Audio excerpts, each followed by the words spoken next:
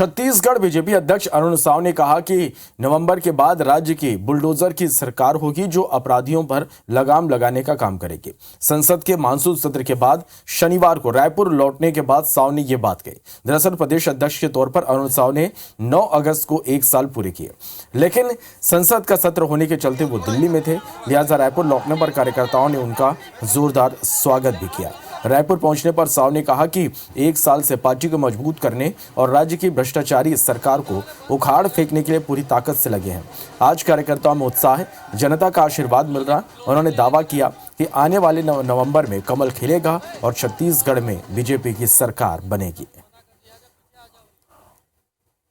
निश्चित रूप से हम नवंबर में भारतीय जनता पार्टी की सरकार बनाने में सफल होंगे। जिस प्रकार से आज अपराधियों के हौसले बढ़े हैं, जिस प्रकार से लव जिहाद की घटनाएं बढ़ी है, निश्चित रूप से आने वाले समय में जिहादियों के ऊपर, अपराधियों के ऊपर बुलडोजर तो चलेगा।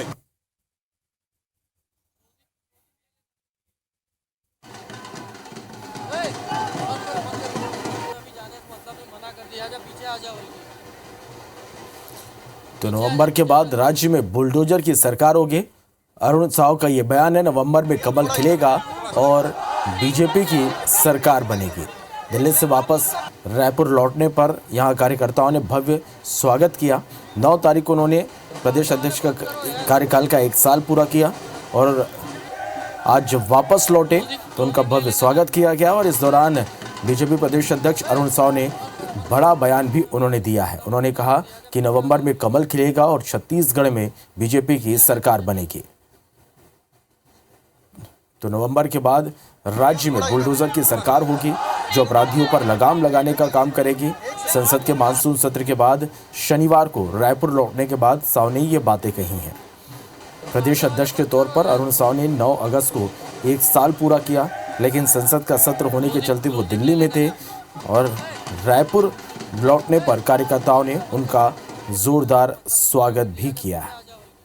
रायपुर पहुंचने पर साव ने कहा कि 1 साल से पार्टी को मजबूत करने और राज्य की भ्रष्टाचारी सरकार को उखाड़ फेंकने के लिए पूरी तरह से लगे हुए हैं।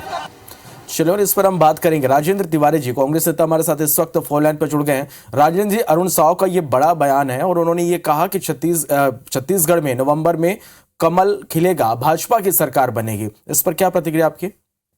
अब इस तरह के सपने, दिवा स्वप्न देखना, मुंगेरी लाल के सपने देखना और कल्पना के ताने बाने बुनना, ये तो कोई साव साहब से सीखे।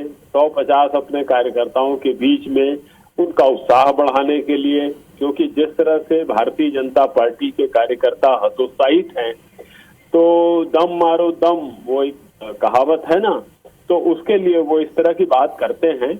बाकी ये बात तो धरातल पर बहुत साफ दिखाई दे रही है कि छत्तीसगढ़ में पिछले समय हम लोगों ने 68 सीट जीता था और भूपेश बघेल जी के नेतृत्व में जब बाई इलेक्शन हुए तो 3 सीट और जीत करके उसको 71 किया है।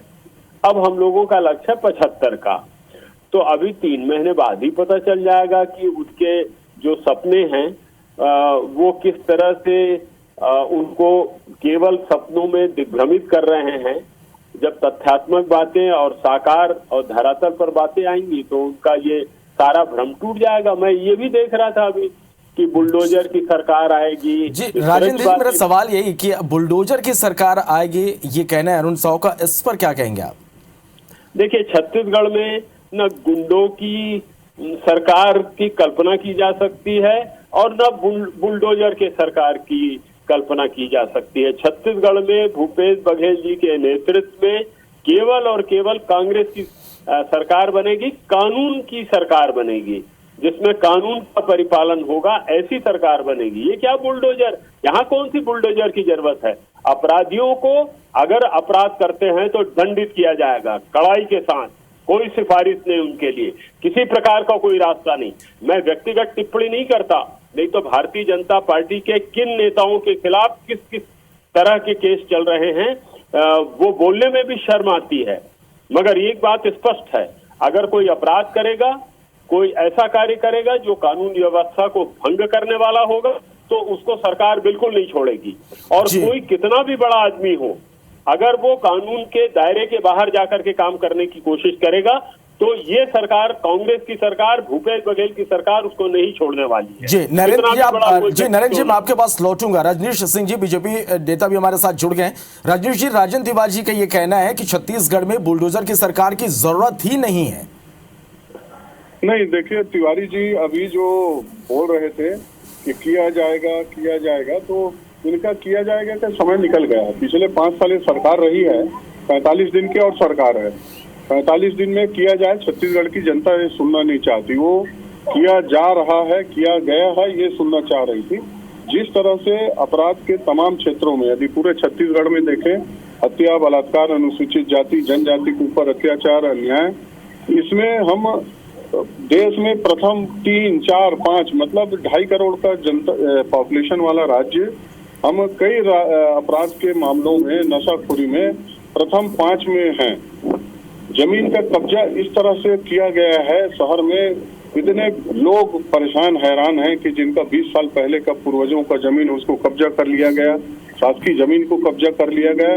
अपराधी बेखौफ होकर माफियागिरी, चाहे वो शराब माफिया हो, कोल माफिया हो, सैंड माफिया हो, लगातार उन्होंने इस तरह के छत्तीसगढ़ के लोगों के साथ में दोहन शोषण किया है।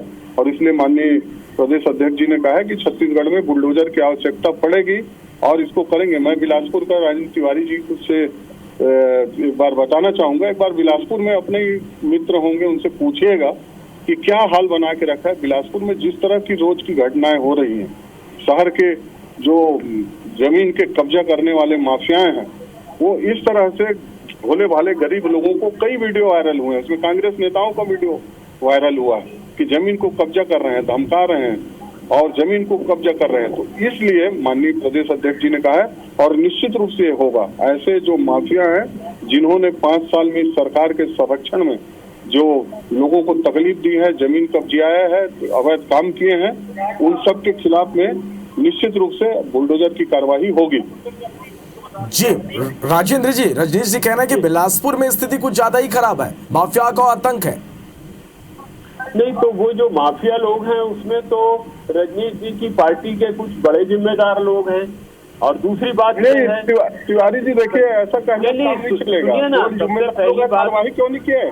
अरे जब जिम्मेदार, पहली बात यह है कि आप एक प्रकरण बता दीजिए जिसमें किसी ने अपराध किया है और उसके खिलाफ कार्रवाई नहीं हुई है। आप आगे भविष्य की बात नहीं कर रहा हूँ मैं तो ये स्पष्ट कह रहा हूँ कि आज तक जितने भी बड़े प्रकरण हुए हैं छत्तीसगढ़ में, पुलिस ने उनको दूसरे प्रदेशों से ला करके पकड़ने का काम किया है। और कोई भी अगर अपराध करेगा तो नहीं बख्शा जाएगा, न बख्शा गया है न बख्शा जाएगा।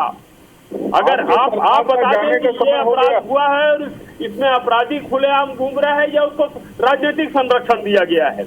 हमारे यहाँ से कभी किसी को राजनीतिक संरक्षण नहीं दिया जाता और गुंडे बदमाशों को 5 साल क्या किया है इसको बताइए। कठोरता के साथ में निपटा जाता है, ये बहुत स्पष्ट बात है।